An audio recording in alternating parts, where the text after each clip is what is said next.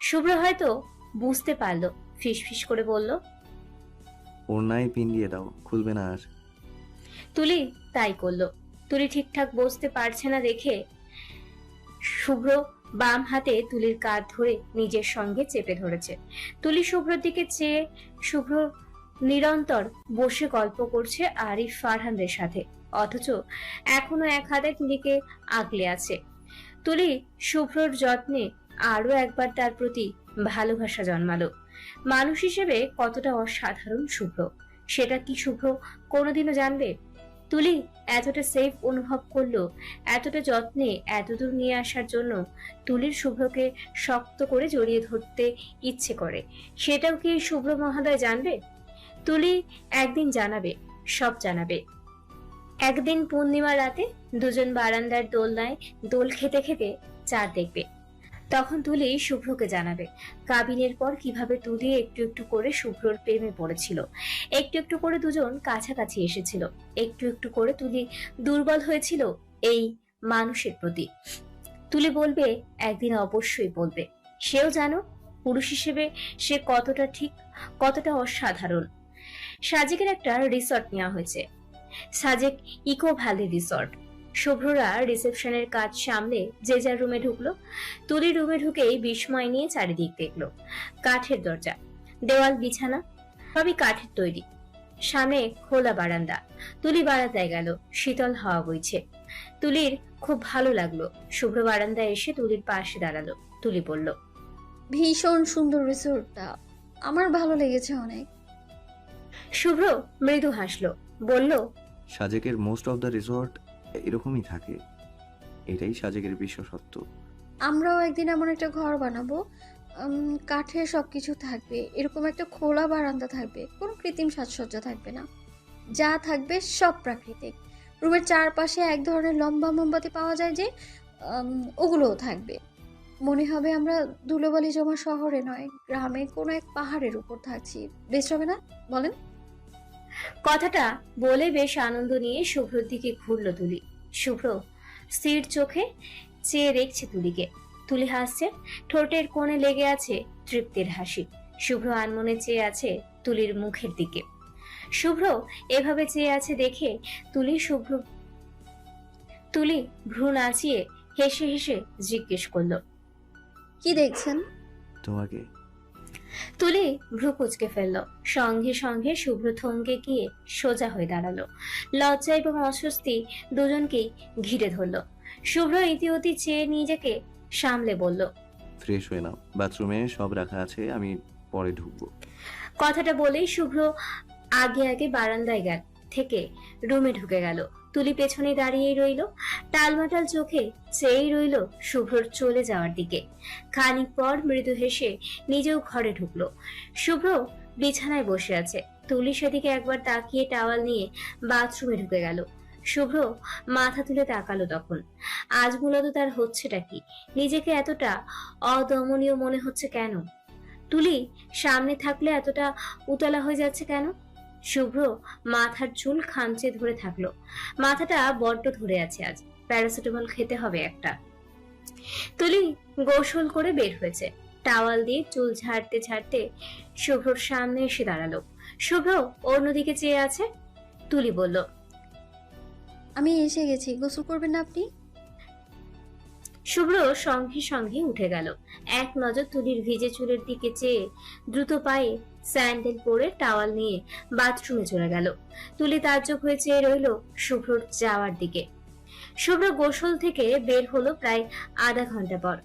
সারাদিন জার্নি করে গায়ে মনে হয় ধুলোর বস্তা লেগে আছে, তাই আজ গোসলে বেশ দেরি হয়ে গেছে তার। তুলি তখনও চুল ঝাড়ছে, কোমর অব্দি বেশ ঘন চুল তুলির। চুল ঝাড়তেও বড্ড কষ্ট হচ্ছে তুলির, হাত মনে হচ্ছে ভেঙে আসছে। তুলির চুলের পানিতে মেঝে পুরো ভিজে গেছে। শুভ্র টাওয়াল দিয়ে নিজের চুল মুছে বলল, তুলি চুলটা বাঁধো, মেঝে একদম ভিজিয়ে দিয়েছো দেখো। তুলি পেছনে ফিরল। শুভ্র কথা বলতে বলতে এগুলো, চুল আগে বেঁধে পানি ঝরাও, দেন খুলে ঝাড়বে, এভাবে চুল ঝাড়লে হেয়ার ড্যামেজ হতে পারে। এক চিৎকার দিয়ে শুভ্র ভিজে মেঝেতে পা পিছলে সোজা তুলির গায়ের উপর পড়ল। এভাবে পড়ায় তুলি শুভ্রর ভার সহ্য করতে না পেরে সোজা গিয়ে পড়ল বিছানার ওপর। হঠাৎ টাল সামলাতে না পেরে শুভ্রর হাত পেঁচিয়ে ধরল তুলির মেদহীন কোমর। ঠোঁট ছুঁয়ে গেল একদম তুলির গলার নিচের অংশে। জীবনেই প্রথম এমন স্পর্শে তুলির এক প্রকার থমকে গেল। শুভ্র সঙ্গে সঙ্গে মুখ তুলল তুলির গলা থেকে। হঠাৎ করে সম্পূর্ণ পরিস্থিতিটা উল্টো স্রোতে ঘুরে গেল এ নতুন দম্পতির। শুভ্রর সমস্ত ভার তুলির উপর পড়তেই এক প্রকার চ্যাপ্টা হয়ে গেল তুলি। চোখ খিচে রেখে শুভ্রর বুকে দু হাত চাপতেই শুভ্র চট জলদি তুলির উপর থেকে উঠে পড়ল। তুলির বুক উঠানামা করছে, ভয় পেয়ে গেছেও। সঙ্গে সঙ্গে প্রথমবারের ন্যায় শুভ্রর ঠোঁটের স্পর্শ হৃদয়ে তীব্র আবেশের জন্ম দিচ্ছে। শুভ্র উঠে বসে কিছুক্ষণ মাথা নিচু করে বসে পায়ে পা ঘষতে থাকলো। তুলি ভয়ে শুয়ে আছে, এখনো যেন ঠিক হতে পারছে না। তুলির কোনো সাড়া শব্দ না পেয়ে শুভ্র পেছনে ঘুরল।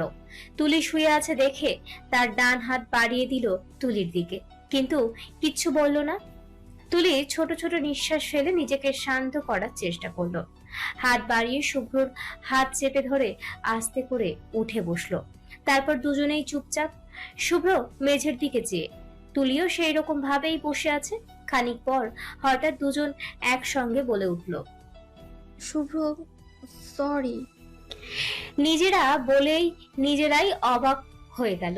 একে অপরের দিকে কিছুক্ষণ চেয়ে রইল। শুভ্র প্রথমে হেসে ফেলল, তুলিও শুভ্রর দেখা দেখি হেসে উঠল। শুভ্র বলল, সরি বলার দরকার নেই আমাদের কারোরই। It's pretty normal between us.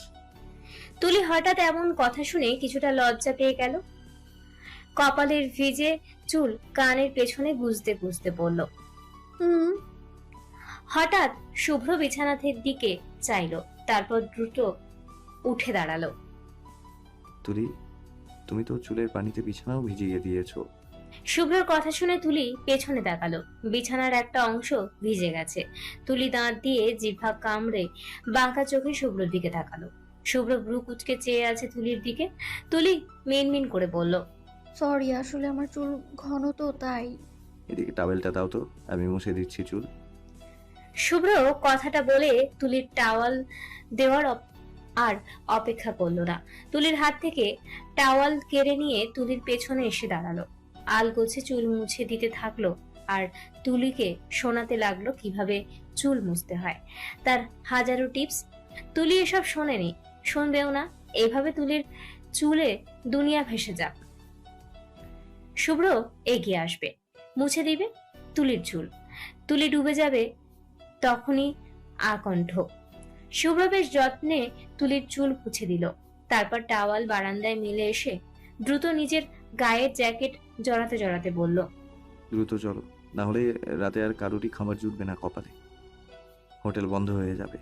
তুলি এত তাড়া পেয়ে দৌড়ে দৌড়ে ভিজে চুলি আলগা করে খোপা করে মাথায় ওড়না তুলে নিল। শুভ্র তুলিকে নিয়ে বেরিয়ে গেল রুম লক করে। বাহিরে বাকিরা অপেক্ষা করছিল শুভ্রদের জন্য।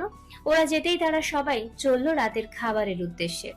খাবার খেয়ে রুমে আসলো দুজন। তখন রাত প্রায় 11টা। খাবার খাওয়া অনেক আগেই শেষ হয়েছিল, তবে সবাই মিলে প্রায় 1 ঘন্টার মতো রাতে সাজেকের রাস্তায় হাঁটছিল, তাই এত দেরি হওয়া। সারাদিন জার্নি করে রাতে বিছানায় এসেই দুজন ক্লান্ত দেহে কয়েক মিনিটেই ঘুমিয়ে পড়েছিল। ভোর হয়নি এখনো, সূর্য উদিত হবে আর অল্পক্ষণের মধ্যেই। সাজেকের সকল সৌন্দর্যের মধ্যে প্রধান হচ্ছে ভোরের সূর্যোদয় দেখা। সূর্য মেঘের উপরে ভেসে বেড়ায়, অনেকটা তেমন মনে হয়। শুভ্র অ্যালার্ম দিয়ে রেখেছিল। 4টা বাজতেই অ্যালার্মের শব্দে ঘুম ভেঙে যায় তার। বুকের ওপর কিছুর অস্তিত্ব অনুভব করে ঘুমে ডুবে থাকা চোখ ঘুরিয়ে পাশে যায়। তুলির ডান হাত দিয়ে শুভ্রকে জড়িয়ে রেখেছে। ঘুমে কাহিল তুলি হয়তো বোঝেওনি সে কি করছে। শুভ্র মৃদু হাসলো, হাতটা আলগোছে সরিয়ে দিয়ে বিছানায় রাখলো খুব যত্ন নিয়ে। শোয়া থেকে উঠবে তখনই চোখ গেল তুলির ঘুমন্ত নিষ্পাপ মুখের দিকে। ঘুমন্ত অবস্থায় তুলিকে খুব বেশি মায়াবী দেখায়, কথাটা সত্য। এই যে শুভ্র এখন চোখ ফেরাতেই পারছে না। উঠে ব্রাশ করতে যাবে সেটাও করতে পারছে না। সে কখন থেকে তুলির দিকেই চেয়ে আছে। এজন্য বোধহয় বিয়ের আগে ছেলে মেয়েদের একসঙ্গে থাকা নিষেধ। তখন এসব খুঁটিনাটি সৌন্দর্য বিয়ের আগে একে অপরের নিকট প্রকাশ পেয়ে যায়। বিয়ের আর তখন আগ্রহ থাকে না। তুলির এলোমেলো চুল কপালের উপর ছড়িয়ে ছিটিয়ে আছে। শুভ্রর কি হলো কে জানে। এগিয়ে আসলো সে, তুলির উপর শুয়ে ঝুঁকে এলো তুলির ঘুমন্ত মুখের দিকে। কপালের চুল 4 আঙুল কানের পেছনে গুজে দিয়ে মুখের দিকে চাইলো তীব্র দৃষ্টিতে। তুলির নিঃশ্বাসের শব্দ শুনতে পারছে শুভ্র। আল্লাহ বোধহয় এই জন্যই বিয়েকে হালাল করেছেন। দুজন সম্পূর্ণ অপরিচিত মানুষ কিভাবে একটু একটু করে বিয়ের দোহাই দিয়ে কাছে আসছে। শুভ্র, তুলি তারই নমুনা। কিছুক্ষণ নিশ্চুপ হয়ে চেয়ে থাকার পর কি মনে করে আচমকাই শুভ্র ঠোঁট বসালো তুলির কপালের ত্বকে। তুলির নিঃশ্বাসের শব্দ আরো নিবিড় হলো যেন। শুভ্র কপালে ঠোঁট বসিয়ে বিড়বিড় করলো, আলহামদুলিল্লাহ, আমার জীবনে তোমার আসার দরকার ছিল, এভাবে না হলে অন্যভাবে। তুলির ঘুম পাতলা হচ্ছে দেখে শুভ্র নিজেকে ঠিক করে চট করে উঠে গেল বিছানা থেকে। শুভ্র বাথরুমে যেতেই চোখ খুলে তাকালো তুলি। চোখ তার টলমলো করছে। শুভ্র তাকে ভালোবেসে স্পর্শ করেছে। উফ! তুলি আলগোছে বাঁ হাতে তুলে শুভ্রর স্পর্শ করা কপালের সেই অংশে ছুলো তুলি।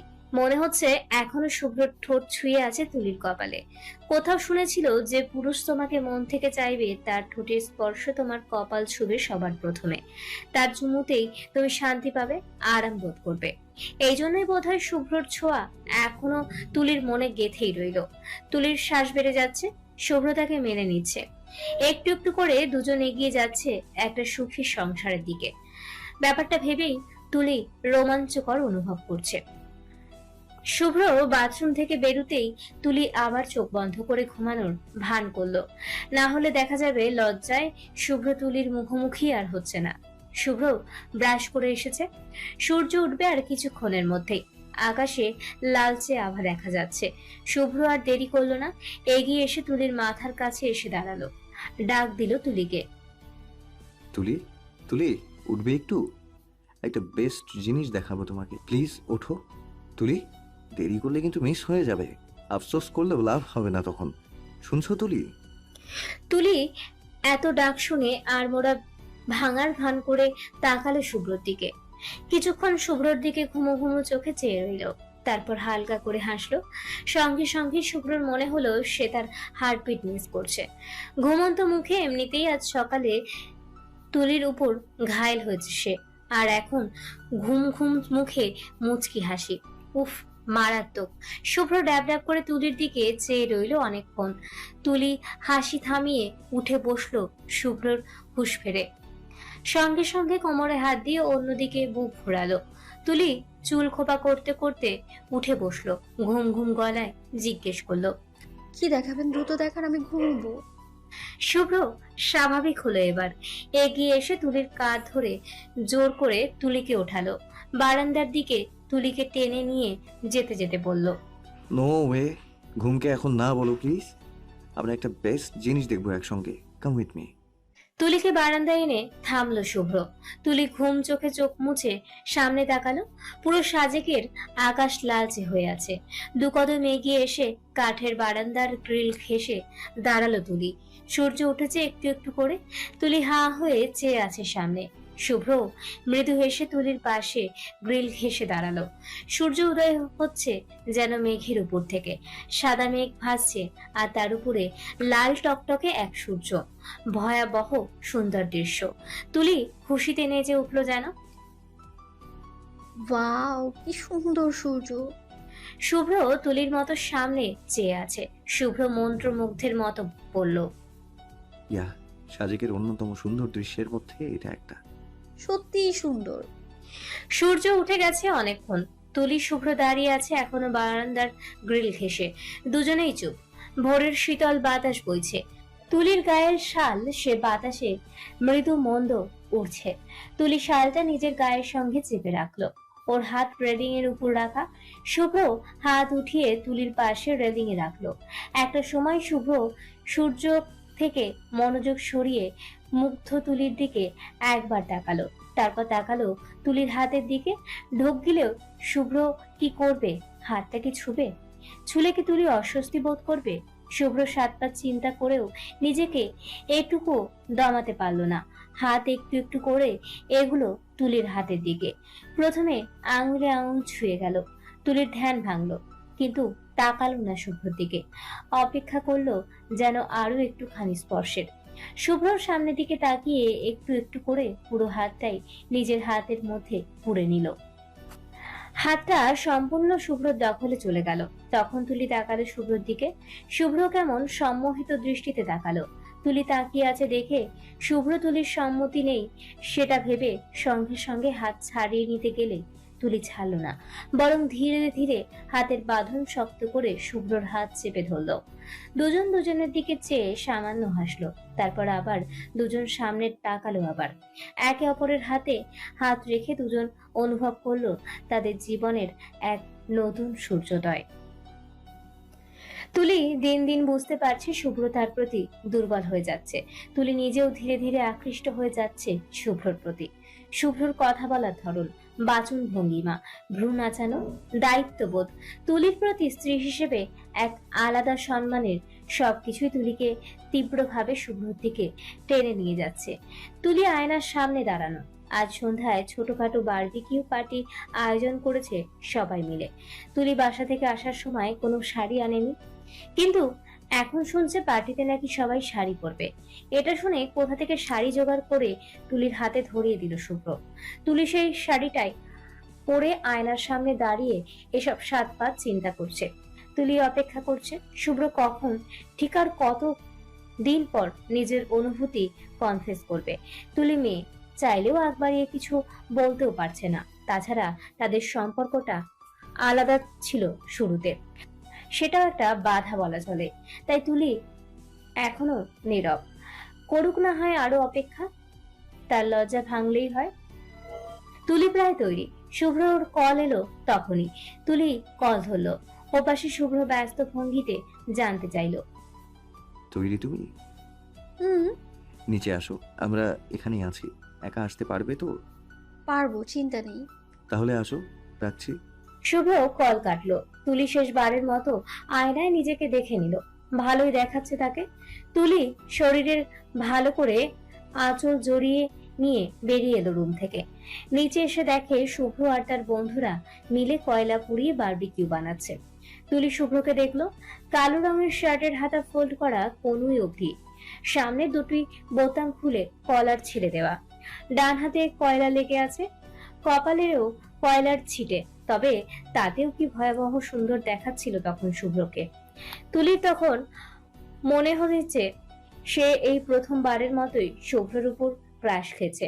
তুলি হাঁ করে শুভ্রকে দেখছিল। হঠাৎ পাশ থেকে মহু শুভ্রর দিকে চেয়ে চেঁচালো, শুভ্র ভাই, বউ এসেছে তোমার। বউয়ের দিকে একটু নজর দাও। মেয়েটা সে কখন থেকে তোমার দিকে চেয়ে আছে। পাগল করে দিয়েছো দেখি একদম তুলিকে। কথাটা শোনা মাত্রই তুলি চোখ সরিয়ে অন্যদিকে ফিরে গেল। লজ্জায় মনে হচ্ছে গলা অব্দি ডুবে যাচ্ছে। এভাবে কেউ সবার সামনে বলে? ইস! শুভ্র ভ্রু নাচিয়ে তুলির দিকে মৃদু হেসে তাকালো। লজ্জা পাচ্ছে তুলি, বুঝতে পারলো শুভ্র। তাই হাতের কাজ ফারহানকে ধরিয়ে দিয়ে হাত ঝাড়তে ঝাড়তে এগিয়ে আসলো তুলির দিকে। শুভ্র এগুচ্ছে দেখে তুলি শাড়ির আঁচল খামচে ধরে অন্যদিকে ফিরল। শুভ্র পেছনে এসে দাঁড়ালো, পেছন থেকেই বলল, কি ব্যাপার? আমাকেই দেখছিলে নাকি এতক্ষণ, মিস ছাত্রী? তুলি লাজুক হাসলো। পরপর নিজেকে সামলে শুভ্রর দিকে ফিরে বেশ ভাব নিয়ে বলল, উম, আমি আপনাদের রান্না করা দেখছিলাম। কথাটা বলে আবারও মুখ টিপে হেসে অন্যদিকে মুখ ঘুরালো তুলি। শুভ্র তুলির থুতনি চেপে ধরে নিজের দিকে ফেরালো, ভ্রু নাচালো। Are you sure? তুলি দ্রুত ওপর নিচ মাথা নাড়ল। ও, শুভ্র হেসে ফেলল। তুলির মুখটা ছেড়ে দিয়ে বলল, আচ্ছা বাদ দাও, ক্ষুধা পেয়েছে? তুলি স্বাভাবিক হবার চেষ্টা করলো, মৃদু আওয়াজে বলল, এখন অব্দি না। শুভ্র বাম হাতের কবজি জড়িয়ে থাকা ঘড়ি দেখলো, টাইম দেখে নিয়ে বলল, একটু অপেক্ষা করো, ঘন্টা খানেকের মধ্যে খাবার রেডি হয়ে যাবে আই থিঙ্ক। তুমি মহুদের বাসে গিয়ে গল্প করো, আমি রান্নাতে যাচ্ছি। তুলি প্রশ্ন করলো, আমি হেল্প করব? শুভ্র বিস্মিত হলো, পরপর সামান্য হাসলো। তুলির কপালে 2 আঙুলের টোকা দিয়ে বলল,